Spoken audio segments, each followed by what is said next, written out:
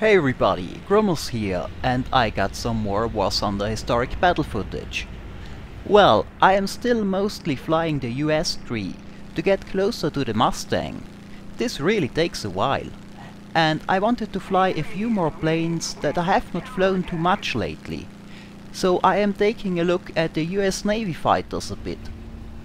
The F6f Hellcat, the F4u 1A and 1D Corsair, and the F4F-3 and -4 Wildcat. With the exception of the Wildcat, I have not flown those planes in months, and hardly ever in historic battles. Now, one thing that needs to be said first here is some, if not all of those planes' flight models are still work in progress, and many of you know some of them don't perform quite as expected. But since the Thunderbolt has received an update for its flight model recently, I would expect the affected Navy fighters to get a few performance improvements as well. But for now, let's take a look at the planes as they are now, starting with the F6f Hellcat. Well, to the untrained eye, the Hellcat looks a bit similar to the Thunderbolt, and it also has the large double wasp radial engine in the front. The Hellcat is a bit smaller and lighter though, but it is of course still a comparably heavy plane and mostly a boom and zoom fighter. So you want an altitude advantage in this plane if at all possible. Admittedly, this takes some patience, since the plane currently does not climb very well. Again, I expect a bit of an improvement in this area eventually. Now, the F6f is reasonably fast for its level, however not as fast as other US fighters of its period, like the B-47, the Corsair or the early Mustangs. And there's a reason for that. The Hellcat is of course a carrier-borne fighter, and for carrier landings and takeoffs, good low-speed handling is beneficial. So the Hellcat has a pretty large wing area. Larger than the much heavier B-47's wing area, for example, leading to a lower wing load and better handling at lower speeds. But as a trade-off, the plane does not reach the same high speeds than other US fighters. Now, this trade-off has up and downsides in combat. Of course, the Hellcat can't outrun an opponent as easily as a Thunderbolt, for example, especially when fighting German planes. But thanks to the lower wing loading, the plane can turn decently if at high enough speeds, and if forced into a turn fight, can hold its own better in one than a Corsair, for example, could. Of course, the plane will lose speed fast when turning. It is heavy after all, so it is best to have a bit of an altitude buffer, which you can trade for more speed. That is why I usually try not to dive all the way to the deck, trying to outrun an opponent I might not be able to outrun anyway. So if I have to turn, I can regain some speed and with it maneuverability in a dive or downwards maneuver after I get slow. Now, one thing you have to keep in mind when turning in the F6f with direct control is that it stalls very easily in abrupt maneuvers or course changes. So you have to be a bit gentle with the controls and avoid too sudden movements. The same goes for the Wildcat as well. Well, that was a bit of information about the plane. Let's take a look at the fight with the Hellcat. This is another match on Korea. I get this map a lot lately. I invested some time initially to climb above the cloud cover, where I found a 9T attacking one of the newly added destroyer premium planes, and I used the opportunity to get behind the 9T and secure a kill. However, while I was chasing the 9T, two LA-5s which I could not see approached me and appeared above me. Now, my first reaction is of course to get the nose down and gain some speed and separation in a dive. Since there are two of them, I fly roughly toward my airbase, to get some AAA cover should it become necessary. Since the LA5 had an altitude advantage and the Hellcat is not that much faster to begin with, it is unlikely that I can completely outrun them.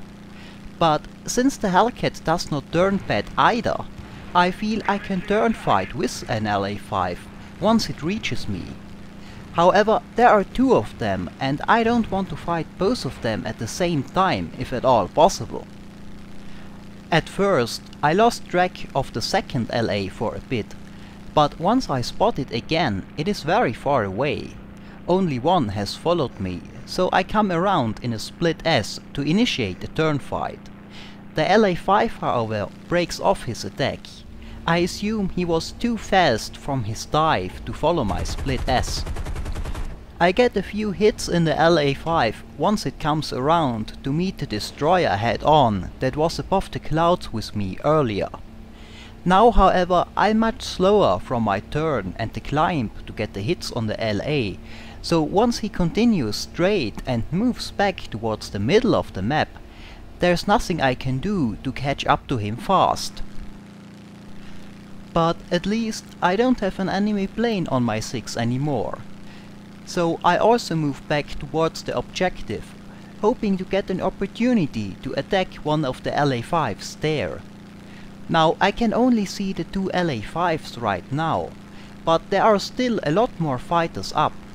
But most of them are either above the clouds or too far away, so I can't see them yet. Well, the first LA5 is forced to turn by a bowfighter, giving me and the destroyer the chance to catch up. Since the other, higher LA5 is apparently under attack by a Spit and busy, I think about also attacking the low LA5, which seems to give me good opportunity for a deflection shot. But I lose sight of the high LA5 for a moment and I am worried he might bounce me, so I break off and look for him. He is indeed coming for me and I evade in another split S and get behind the LA after I pull out. The LA5 was of course on higher energy again, so he can pull away easily. I fire a few shots after him hoping he might turn and allow me to catch up, but he does not go for it. But with no other targets around, I might as well follow him and hope I can catch up to engage eventually. Shortly after though, a Yak 9K comes out of the clouds a bit behind me, and a 9T is doing the same in front of me. The 9K coming from the rear appears to be closing in fast, so I turn into him to engage. But he changes target and instead goes for the Spitfire that was following the LA5. As does the 9T. Now the 9K and the LA5 are currently moving away from me, but the 9T coming out of his pass on the Spitfire passes by me and presents a good target, so I come around in a high yo-yo to attack him. This is where the Hellcat's relatively good turning comes in handy, and with so many friendly planes closing in, I think I can take the turn fight even if other enemy fighters come back, since I have a lot of assistance arriving soon. However, here I make an unfortunate mistake. I misjudge the angle of the 9K when he is coming towards me. I assume he can't get a shot at me here, but he can. Well, those things happen. So, that was some Hellcat action. Let's take a look at the F4u Corsair. I have flown both the 1D and 1A version. They are pretty similar. The 1D is a little faster at the expense of a bit of maneuverability. Now, the Corsair is one of the purest boom and zoom fighters currently in the game. The plane is very fast, good in a dive, and can pull very high Gs at those high speeds. On the downside, the plane is a very bad turner. Deployment of the flaps helps a bit. All the Navy fighters have pretty effective flaps as they help with carrier operations. But even with the flaps, there are few planes I would turn with when flying in a Corsair. Especially at lower speeds, it is much less maneuverable than the Hellcat and has a higher stall speed. One of the reasons why the Navy preferred the Hellcat for carriers. Corsairs were more often used from land bases and were the standard fighter for the Marines in the later years of the war. So, with the plane's good speed but bad turn rate, your primary defense if attacked by an opponent while flying in the F4u is your speed and good dive ability. As always, when flying a plane like that, make sure you have the necessary altitude to reach your speed advantage fast, if there is a chance you might get bounced from above. Now, when bounced by a slower plane, you can often turn your speed advantage into an altitude advantage with a zoom climb, after you gained some separation. However, against faster opponents like the German 109s, you will rarely manage to get enough of a speed advantage to pull that off. You are still faster than them, but not by that much, and they also dive well. In that case, it is usually the best to just use the speed advantage you do have to drag your opponent either to friendlies or your base, or simply wait till he gives up the chase. Well then, let's take a quick look at the small Corsair engagement on Operation Roar. A relatively large number of enemy planes are attacking a lone P-47, and I have a good altitude advantage over them, so I decide to help out a bit. I can build up a large amount of speed in my dive, and I decide to dive right through the enemy formation and try to pick one off. The 650s hit the 109's wing pretty much at convergence, and the plane loses the wing. Now I could zoom climb straight up, but I am not 100% sure if there isn't a plane in position to intercept me if I do, so I continue straight at first, gain some separation and look around. Everything appears to be lower and slower than I am, so I zoom climb. Now, while climbing and deciding on the next move, I enter a cloud layer which disorients me for a second, so I lose a bit more speed than I had originally planned and waste a bit of my energy advantage. Still, once I come back down, one of the 109s is in front of me and relatively slow from climbing. A good next target, and I can build up at least some speed on the way. The 109 tries to evade, but the Corsair, while a brick on low speeds, rolls and turns pretty well, if not exceptional, at high speeds, so I can get a few hits in. Now, however, my altitude and energy advantage is not as high anymore, and I don't know the position of all the enemy fighters. So I decide to move away a bit, regain some altitude, and keep an eye on the situation to spot a good opportunity for an attack. Looking around, I see a King Cobra attacking a 109 in the distance, and I want to move in that general direction to help out if needed.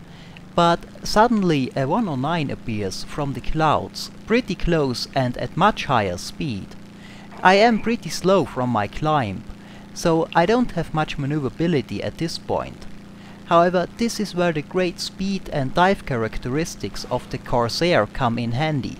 I push the nose down and dive towards my base, building up a nice amount of speed in the process. By the time the 109 is ready for a second pass, I manage to get a nice amount of separation, even enough to climb a bit again. Now, in a better turning plane in a similar situation, I might have come around and initiated a turn fight once the energy levels are more equal. But as I have said, I don't have much confidence in the Corsair's ability to dogfight. However, with its speed, the base is reached very soon, and the AA turn away the 109, which has sacrificed a lot of altitude. And then I climb back towards the objective, though in this case the fight is over by the time I get back. Well, there's one fighter left to fly for this video, so let's take a very quick look at the F4F Wildcat's characteristics. Again, there are two versions. the F4F-3 and -4 in the game. I have talked about the difference between the two in an earlier video, but of course not everybody has seen that, so a quick recap. The -3 has 450 caliber machine guns and is a bit lighter than the -4, which has 6 machine guns but is heavier because of this and the wing folding mechanism that was introduced with the -4 to store more fighters on the carrier. So the 4 has a bit more firepower but is otherwise performing worse than the -3. The -4 is also currently placed on tier 7 and the -3 on tier 5. So the -4 will face higher tier opponents than the -3. Now the Wildcat is a bit of a departure from most US fighters.